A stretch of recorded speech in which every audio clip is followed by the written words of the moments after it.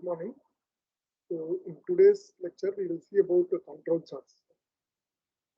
Before going into the control charts, you should know something about the various statistical fundamentals. So I told you, average you must know how to find out the average, because when you're giving a problem, you should know these two things are very important. How to find out the average. So you know very well, if you have the data, everything you sum them. For example, if you have data, you add them all of them and divide it by n. For example, n is the number of observations. That is how we find out the average. And then normally average, we use the word x bar. For example, x is the thing, quality characteristic. X bar is the standard. X bar is the average.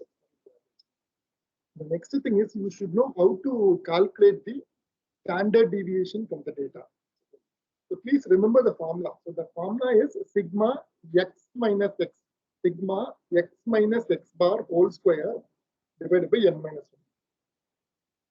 That is going to be the formula to find out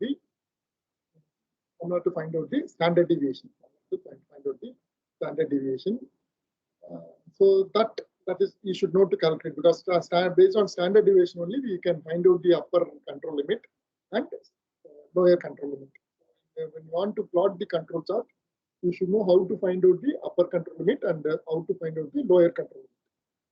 So for that, standard deviation formula is very important. I'm repeating, it is sigma x minus x bar. X bar means average, whole square divided by n minus 1, where n is the number of observations. So control charts allow a company's performance over time to be analyzed by combining the performance data, average, range. We can do control chart, we can do for average as well as range, and then we can do the control chart and then standard deviation. Control charts usually used to analyze the process the company performs. And of course, we can do, there are two types of control chart. One is the variable control chart, the other one is the attribute control chart. So yesterday, that is last class, I told you, variable means something which can be measured. So for example, in this class, I'm going to show an example in the end of the class where the thickness of the paint, we are going to measure thickness of the paint, it's 25 mm. So if it is measurable, that is a variable control chart. And in sometimes you cannot measure. So in that case, it is attribute. So we can say whether it is acceptable or not. We are not doing any measurement. Some of them are acceptable, some of them are not acceptable. So that is going to be the attribute control chart. But in this course, we are going to see even the variable control charts, because we should know how to do the calculation. So data, average, range, and standard deviation, you must know mathematical. Statistics, you have studied it. So the data used in the control chart, we will discuss X bar, that is average chart, and then R means range chart. So range means the maximum minus minimum, that is going to be the range. Of course, these are all of the samples of the population. And this example and one more example I will show, that paint example I will show. So from Gillette example, 15 hours becomes 15 subgroups representing the total population of razor blades, and each subgroup will have 5 data values, n is equal to 5. So this is what first cover, 15 hours are there, subgroups are there. So measurements 1, 2, 3, 4, 5. So 5 measurements for each subgroup. We are doing 5 measurements. Okay. Here, first thing is X bar is nothing but sigma xi divided by n. So that is average. Range means maximum xi minus minimum xi. So I will show that you can find out. So this first thing you must know, average is nothing but sigma x divided by n. And in case of range, it is maximum xi minus minimum xi. So totally we have to add up and then divided by the number of subgroups. So here you see mean. So first cover we have taken, we have added all of them together and divided by 5. 0.0625 plus 0.0626. We have added them, divided by 5, we get X bar. And here maximum is 0.0627 is the maximum. Minimum is 624. So the range is 0.03. So X bar first cover, we can add them all the 5. We can add and then we have to divide it by 5. You get 0.06254. Range means maximum 0.0627 minus 0.0624. we are getting 0. So that is going to be the range. And then, so this is how the control chart. So when you are plotting the control chart, first thing is we must plot the center line. So which is going to be the average, which is going to, so subgroup number in this case. So 15 numbers are there. So we are having subgroupers. In the x-axis, we have the subgroup number. So here there are 15 numbers. So power means subgroup. 15 numbers. So first thing is you must know to draw the center line. You should draw the center line, and then we have to draw the upper control limit and then lower control limit. So don't, as of now, don't worry about the dimensions, which I will give in example. I will explain. So there are two charts. One is X bar control chart. Other one is called R control chart. So the points plotted are X bar. That means average. So X numbers are calculated by the average of all the X data values. So the points plotted are the range data. So the second one is the range data. So the R bar numbers calculated are average of all the range numbers. All the average numbers we have added. The next step is you should know how to calculate the control limits. So we have upper control and the lower control limits representing 3 standard deviations above and 3 standard deviations below the mean line respectively. Okay. So here there is a mean line. So we have the mean line in this. So for example, range you will understand. In case of range, you know the average is total average 0.0003. And this one X bar is 0.0625. So these two, and the center line. So this 0.0625 we are having the center line. Here 0.003 we are having as the center line. So this center line is nothing but the average. So the average you draw the center line, and the next thing is you should calculate upper control limit and lower control limit, and it represents 3 standard deviations above and 3 standard deviations below the mean line. Instead of calculating, so this I don't follow this one. What you have to do is you find out the upper control limit. So this upper control limit is nothing but X bar plus 3 sigma. Please don't do like this. I will show one more example. I'll show. So this upper control limit is nothing but X bar plus 3 sigma. 3 sigma. So lower control limit is X bar minus 3 sigma. So you find out sigma and then you add 3 sigma, you will get the upper control limit. And then UCL means upper control limit. LCL means low control limit. So lower control limit means X bar, which is the average of the data, minus 3 sigma, and you are going to get the values, and then you plot them in the curves. Plot them there. Of course, they are not shown here. Now you see upper control. So in this case, 0.02, 0.0627, 0.0624.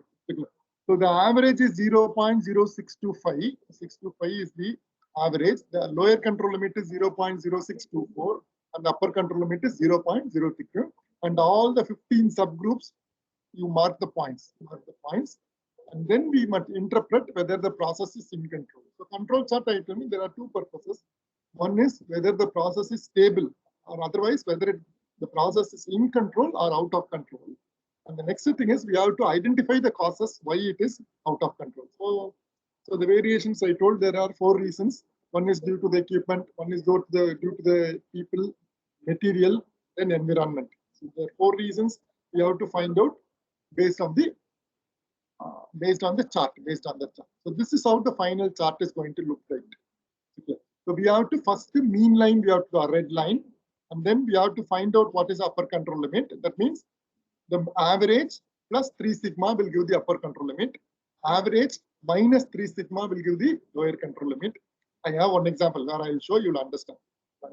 These calculations, how to do the calculation. So you draw the lines, and then some more thing is there. So this is 3 sigma. So you have to draw for 2 sigma and 1 sigma. Totally, we should have 6 zones. Now there are only 2. Totally 6 zones should be there. 6 zones. So then only there are some rules to which we can use, and we can find out whether the process is in control or out of control. So this upper control limit we have taken plus 3 sigma, and lower control limit we have taken minus 3 sigma. Okay. So we have to divide into 6 zones. That I will do in the next thing. So don't worry, these 2 charts. One is we are doing for X bar. The other thing we can do for range control chart. This is range. But here also we have to find out the average and plus 3 sigma and minus 3 sigma. Then to analyze the control chart, it is important to remember that the data is represented over 6 standard deviations. So what do you do? What do you do that? What is that? So here we are only upper control limit and lower control limit. So how do you do that? So this is the center line. So you add plus 1 sigma and minus 1 sigma. So you will get 2 zones. You see here. You see here. From the center line, you add 1 sigma, you draw 1 line. You subtract 1 sigma, you draw 1 line. So 2 zones are coming. And then from the center line, red line, add 2 sigma, you draw 1 line. And then you subtract 2 sigma, you draw 1 line. That is the second, another 2 zones. And then 3 sigma, of course, that is upper control limit and lower control limit. So that's what we are telling. So we should have, the data should be represented over 6 standard deviations. So there are 3 standard deviations from the mean line to the upper control limit. And there are 3 from the mean to the lower control limit. Totally, it comes to 6 sigma. So what is it? So first we are drawing the central line, which is the average line. And then there are three zones above the center line, 3 zones below the center line. And upper control limit will come in the top and lower control limit will come in the bottom. To help analyze the chart, it is important to divide the chart area into 6 sections. The ABC. So we should have 6 zones. That's what I'm telling. They're telling 6 sections. So it is going to be like this. So now you see, this is an R control chart. You see, this is the center line. Black color is the center line. Zone C. So we are 6 zones are there. You can see it's different colors. There are 6 zones. Black color is the center line. Black color is the center line. And this is the upper control limit. Top one is the upper control limit. The lowest one is the lower control limit. And the medium this is the central line. This is central line. That is the average of the range. So they have divided into 6 zones. So from the center line, you add 1 sigma, you draw this line. From this line, you add subtract 1 sigma, you draw this line. And then from the center line, you add 2 sigma, you draw a line. From the center line, you subtract 2 sigma, you draw a line.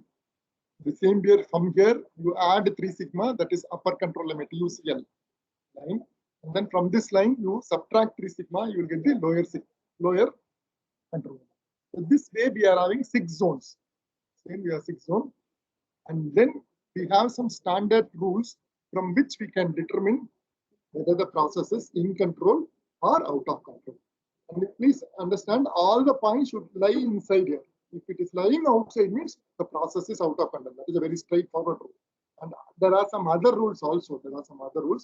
So some point is, that means TQM, I told you, variation should be minimized. That is the idea. So every point should be near the central line. That means the process is, it is better. If it is outside the control limit, then that is going to be process is out of control.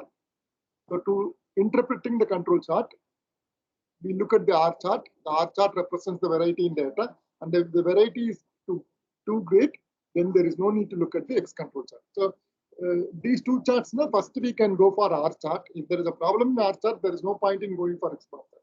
But better always go for X bar chart. It is because you know very clearly. So either way we can do. So 2 charts are available. One is called R means range chart. X bar means average chart. So the chart is out of control if one or a combination of the following 4 examples occur. So there are 4 rules actually. If one point falls outside the 3 sigma, so this is 3 sigma. So 6 zones are there. This is the central line. This is the upper control limit. This is the lower control limit. One point is lying outside the upper control. Not necessarily, even if it is outside the low control also, the process is out of control. So this is the one. So if one point lies outside the control limit. So in this case, it is above the upper control limit. Even if it is lower than the lower control limit, LCL also, the process is out of control. So that is a first. What is y-axis? Pardon? What is y-axis? Y-axis is group number. Y-axis is group number. So here there are the 5, 10, 15 data. That is a group number. So this is the pardon? Y-axis, sir. Y-axis in this case, I think it is measurement. Measurement is millimeter. One second. They are given total population for Gillette example. I think what data? Table of data from Gillette example. Thickness. I think measurement means millimeter. 0.6 millimeter. Yes. It is millimeter. That is thickness of the blade. Thickness of the blade. Yes, they are not given specifically. It is any quality characteristic, whatever quality characteristic. In the next one, I am going to show it is going to be the thickness of the paint. So in this case, for Gillette, 15 hours, for 15 hours become 15 subgroups representing the total population of the razor blades. And it says measurement means it has to be thickness. It has to be thickness. Even the next example, which I'm going to show, it is paint thickness. It is thick. It is the quality characteristics. You can understand like this. Y-axis of the control chart is quality characteristic. Moving on. So this is going to be the quality characteristic. Usually weight will be there or millimeter will be there. Something like that. Whatever quality characteristics which we are measuring. So these are all variable control charts. So if one point is outside the control limit, upper control limit or lower control limit, then the process is out of control. So naturally, if there is too much variation, that means the process is out of control. We have to find out whether it is due to operator.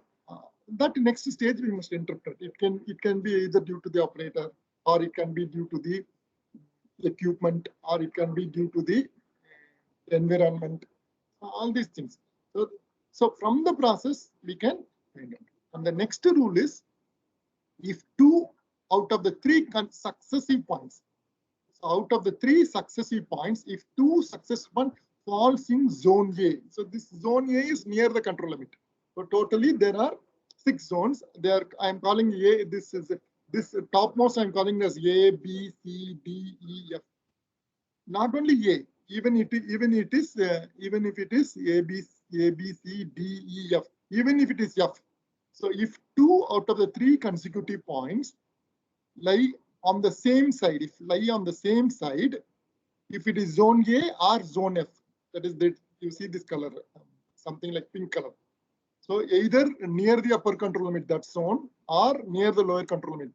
If 2 points, successive points, and always please understand, if the process is stable, I'm going to show later. If the process is stable, no, all the points should be in a zigzag. Then only the process is stable. So 1 point should be above.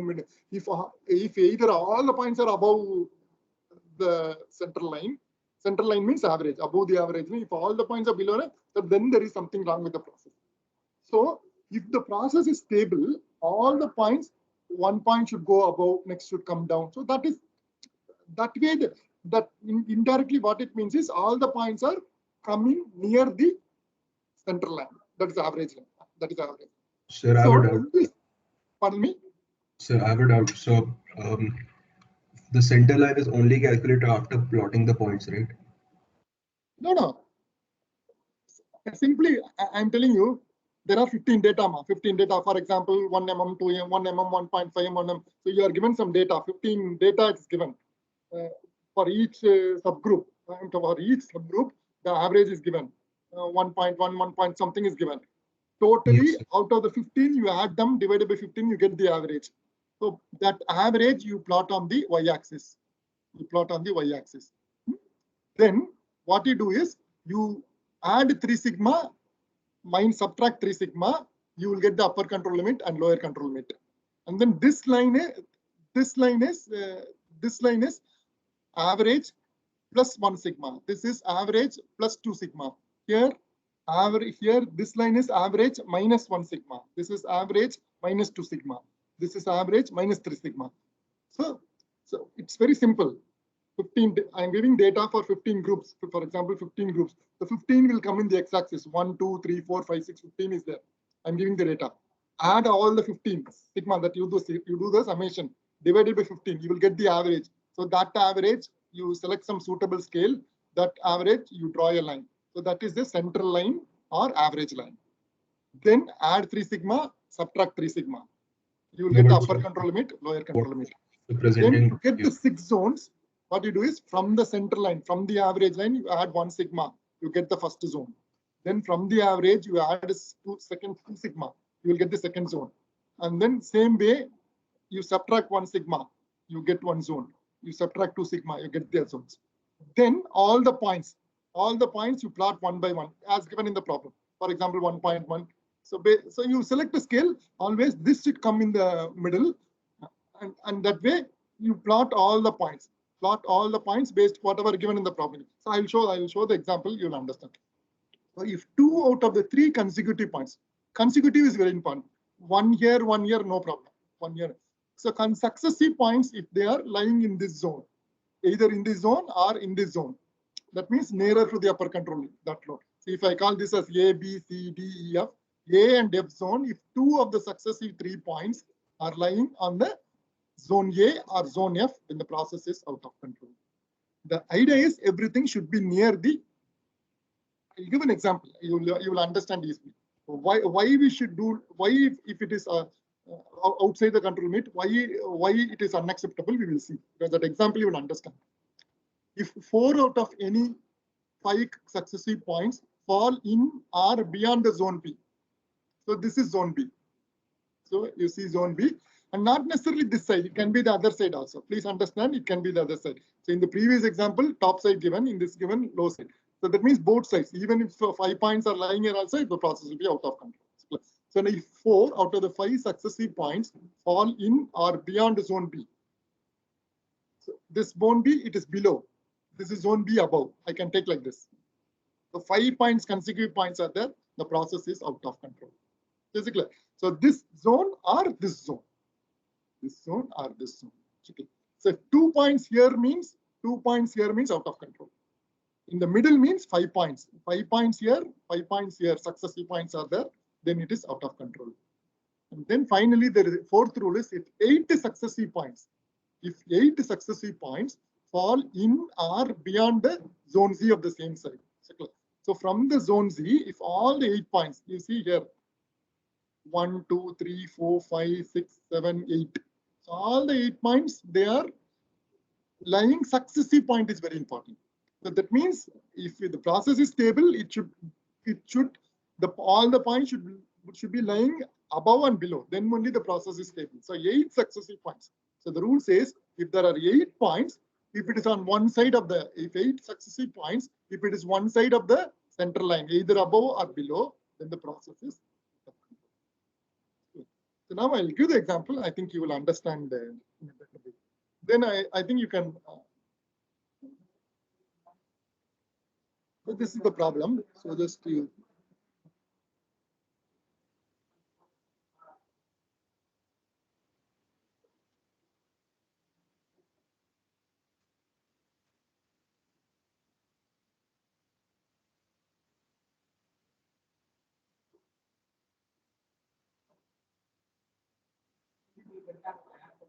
Okay. The Telstar Appliance Company uses a process to paint refrigerators with a coat of enamel. And during each shift, a sample of 5 refrigerators they have taken is selected 1.4 hours apart. This is what they do normally. Statistical quality control, 1.4 apart. They will take a sample of 5 refrigerators, each 1.4 hours. And then the thickness of the paint is in millimeters. So they asked what is that in the y-axis. So in the control chart, y-axis is the quality characteristics. In this case, it is thickness, it is in mm. Is determined. Please listen, this is very important. If the enamel is too thin, this will not give enough protection. If the enamel is too thick, it will result in uneven appearance with running and wasted paint. So obviously, if it is too thick, paint is being wasted. If it is too thin, the protection will not be. So they found out some standard. They want some standard. Exactly, they want to paint and assume it is being done by some because. It is being some, so it is either it is done by spray painting, whatever painting. Of course, manual operator is doing, robo is not there. Operator is doing, and this thickness is going to be very critical. It should not be very thin or it should not be too thick. That is, both of them is unacceptable for them. So they have some quantity which it should be either protection should be good, as well as wastage and uneven appearance should not be there. So now 20 consecutive shifts. So x-axis I'm going to come 20. So there are 20 consecutive in the language of, so the table shows the measurements from 20 consecutive shifts. And each case they are taking 5 samples. Within the 5 we have to take average. Please understand, 2 averages are involved. So each one shift, list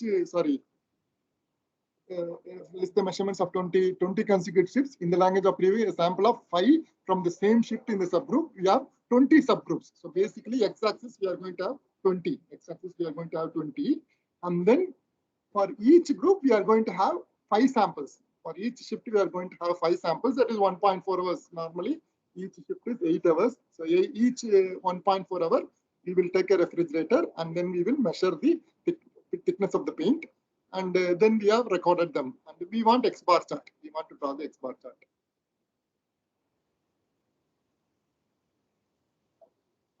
So what I will do is, this is good. So there are 20 shifts. So that is subgroup. So x-axis will be 1, 2, 3, 4, 20. X-axis will be 20. Subgroups are there. Don't worry about much. So each there are 5. The only thing is you add them divided by 5. 2.7 plus 2.3 plus 2.6 plus 2.4 plus 2.7 divided by 5, because there are 5. Each 5 refrigerators. Thickness we have measured 5 thickness. At the mean I'm getting 2.54. 2.54. Same way I'm doing for all the 20 shifts. So now I'm not worried about this data. I am worried about this data. Please listen to me carefully. I'm not doing for range. Range is nothing but maximum minus minimum. So in this case, maximum is 2.7, minimum is 2.3. So the range is 0.4. So I'm not going to discuss about range. We will discuss about mean alone. So what I'm doing is I'm adding 5 refrigerators. I'm adding all the thickness. I'm dividing it by 5. I'm getting 2.54. Same way I'm doing for all the 20 shifts. All the 20 shifts. I'm getting the average. That is mean. I'm getting mean and average. I'm using interchangeably. So 2.54, 2.54, 2.38, like that. I'm getting all the averages for all the 20 shifts. The next thing is I want to find out the standard deviation. So this standard deviation, no need to do. So please don't unnecessarily they're doing that. You need not do that. We can do it here. So for the total, for all the shifts, you find out what is the average. So for each shift, I am finding out the thickness of the paint, 2.54 mm, 2.36, 2.72, something like this. All of them I am adding and I am dividing by 20 because there are 20 shifts. I am dividing by 20. I am giving the total average. So this is going to be the center line. 2.514 is the average. 2.514 is the average I'm getting. What I'm doing, all this data I am adding. All these data from the 1 to 20, I am adding the mean and I'm dividing by 20. I'm getting 2.514. And no need to do this standard. Standard. Oh, of course. Okay. Sorry, you have to do. Sorry. What you have to do is standard deviations. How to get this 0.1817? How do you get this? X. What is X? 2.54. 2.54. So sorry.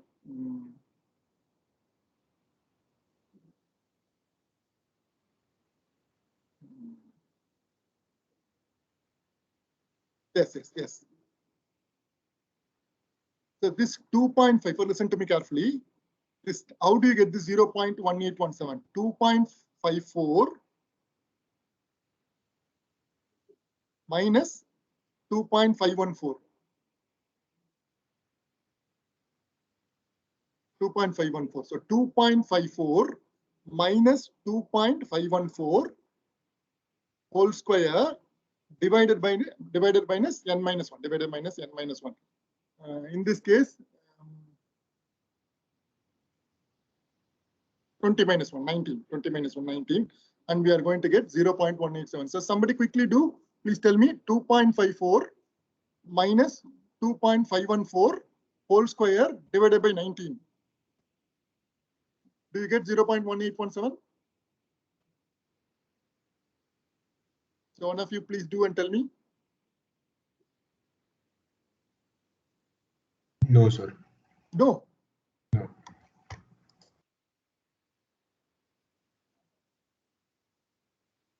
Okay, okay, no problem. Okay, we'll do.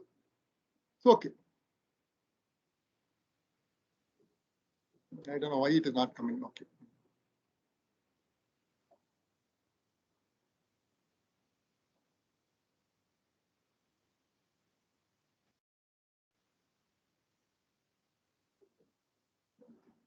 How much you're getting? So 0.00 something.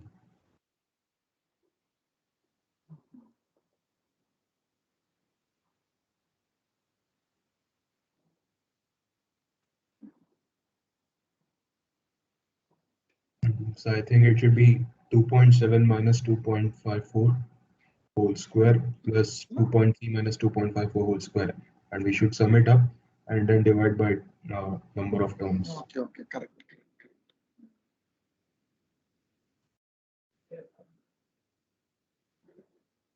Okay, the formula to find out the standard deviation is sigma x minus x bar whole square divided by n minus 1. Okay, actually, normally we have the habit of doing it in Excel. So that's why mathematically, then I think Friday I will clarify the standard deviation, how to find out. But as of now, what you understand is the standard deviation calculation I will tell on Friday, because normally, I have the habit of directly, that is the problem with this computer. Excel, we go there, directly put standard deviation, some number will come. But anyway, it's very simple. I don't know why it is not coming. Friday, I'll clarify how do you get this 0.1817. But our thing is we are worried about this this one, 0.3101. That's what. So the basic thing is sigma for each 20 data, we have to do x minus x bar whole square divided by n minus 1. Okay. I don't know. I'll check up and tell on Friday. So as of now, what you worry is there is a data for 20. Pardon? So range is variance? Range is variance, yes. Range is variance. Range is maximum minus minimum. You see here, out of the 5. Okay, so because I thought maybe standard deviation could be square root of variance, so could we square root that? I'm not sure that will work. I know very well the formula. X minus x bar divided by n minus 1. I know the formula. Even I was, when I was doing my PhD, why that n minus 1? Because it should be what I thought it should be n. The formula is n minus 1. I know very well because that is standard deviation. That is the formula. So it is x minus the mean divided whole square divided by the number of terms, that is 5.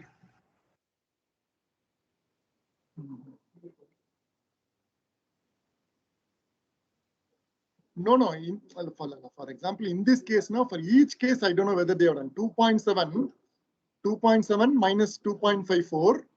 I think if you do like this, I think you will get 2.7 minus 2.54 whole square plus 2.3 minus 2.54 whole square plus 2.6 minus 2.54 whole square plus 2.4 minus 2.54 whole square plus 2.7 minus 2.5 whole square divided by 5 minus 1. Can anyone do quickly and tell me whether we are getting 0.1817? I think it should come. Yes, sir, it's coming. Yes. That is what. So normally in the examination, I will not give the subgroup. I will give this group. So directly you have to do for this. So they are doing for like this, and then they are adding up. I think that's what adding, and they are taking average. They are taking in our because the examination you will not at time. We'll have only one data. So what they have done is 2.7 minus 2.54 whole square. Why we are doing square is something negative will come. That is the reason that square is coming. Even that I asked the maths teachers. So they were telling why they are squaring, because some of them will be negative. For example, 2.3 minus 2.4 is negative. So in the case, negative is meaningless. That is the reason they are squaring it up, and then finally we are dividing it by the average. So that way we are getting the standard deviation. So that's what they're doing. The same thing for this data. When you have one data, for one data, you have to do for this way from the mean. What do you call it? This average. So this number, for example, directly you will not have for in the examination. I will give not for 5. I will give for one group. So for this each group, 2.54 minus this one whole square. Like that you have to add for all the 20 and then divided by 19. 20 minus 1. So you are going to get the standard deviation. But now, okay, at this point, okay, now it is very clear. So that anyway, Friday I will clarify how to do the standard deviation. I will tell, because it's very simple math. So now our worry is about this average X bar and standard deviation. Don't worry about, because I'm telling about X bar chart. The range chart means we have to take the range. So this 2.14 and 0.3101. So this is the standard deviation and this is the average. Mean means average. So now how to find out the upper control limit? So the upper control limit UCL is X bar minus 3 sigma X. Lower control limit X bar minus 3 sigma. Minus 3 sigma. And you see they are not zone 6 zones, they are not shown, and they have done the calculation. So upper control limit is they are not given. X bar is 2.54 and this is 0.3101. 0.310. If my memory is right, it is 0.31. Okay, sure. Yes, 0.3101. 2.514. So if you add them, you will get the upper control limit. If you add them, you will get the upper control. They have done here. If you add them, upper control limits X 2.54 plus 3 into 0.3101, you will get 2.96. 3 sigma if you are adding. X is 2.54, no 2.54. So this you will get 2.96. If you subtract, you will get 2.07. 2.07. I think we are not getting 3 sigma X.